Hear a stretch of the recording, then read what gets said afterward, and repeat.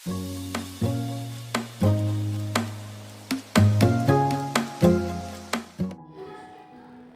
আলাইকুম সবাইকে, কেমন আছেন সবাই? আশা করি আল্লাহর অশেষ রহমতে আপনারা সবাই ভালো আছেন, সুস্থ আছেন। আলহামদুলিল্লাহ আমরা আল্লাহ পাকের ইচ্ছায় ভালো আছি। এই তো ছোট একটা ভিডিও নিয়ে চলে আসলাম। আজকে একটু অন্যরকম ভিডিও নিয়ে চলে আসলাম। আজকে কি হয়েছে, চা বানাতে গিয়ে সকালবেলা আমার এই ছোটো পাতিলটা, এটাতে সবসময় আমি চা জাল দিই কিংবা দুধ জাল দিই। সবসময় এটাতেই ছোটো দুইটা পাতিল আছে, এই দুইটা পাতিলে আমি করি। আজকে সকালে চা বানাতে গিয়ে চাটা বসিয়ে দিয়ে আর মনে নাই চার কথা। দেখেন পাতিল পুরে কী অবস্থা। আমার একটা বাজে অভ্যাস, আমি চা বসাই কিংবা দুধ বসাই, যেটাই বসাই আমার আর মনে থাকে না। প্রায় সময়ে এইভাবে পাতিলগুলো পুড়ে যায়। মানে যতই বসে থাকি দুধের কাছে, যে দুধ জাল দিচ্ছি এখন আমি বসে থাকবো, বসে থাকতে থাকতে দেখি এক সময় কোনো একটা কাজের জন্য উঠে চলে যায়, এই তো পাতিলটা পুড়ে গিয়েছে, আর মনে থাকে না। এই অবস্থা। চলুন তাহলে আজকে আমি দেখাবো যে এই পাতিলটা আমি কিভাবে মাজা ছাড়া পরিষ্কার করে নেব। একেবারে ঝকঝকে নতুনের মতো একদম পরিষ্কার হয়ে যাবে। এই পাতিলটা আমি চুলায় বসিয়ে দিলাম। এই চুলার আগুনেই আস্তে আস্তে তাপে পাতিলটা একেবারে পরিষ্কার হয়ে যাবে, একদম মাজা ঘষা ছাড়ে পাতিল একদম নতুনের মতো হয়ে যাবে।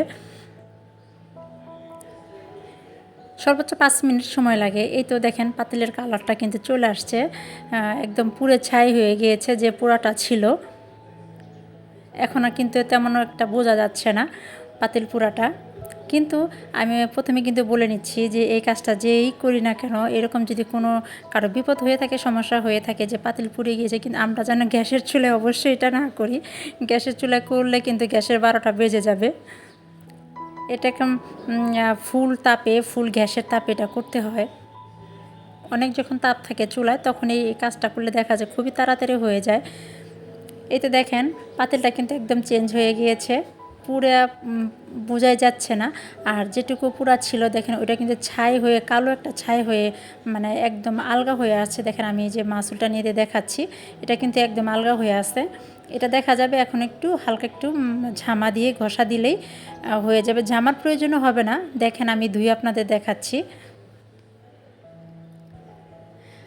আমি আগে কি করতাম, এই পাতিলগুলো পুড়লে দেখা যায় যদি আমি ঝামাদা না তুলতে পারতাম ফেলে দিতাম। এখন আর এটা করি না। এখন যদিও মাঝে মাঝে পুড়ে আমি এইভাবেই একদম পরিষ্কার করে নিই, হাতের কোনো মানে পরিশ্রম ছাড়াই।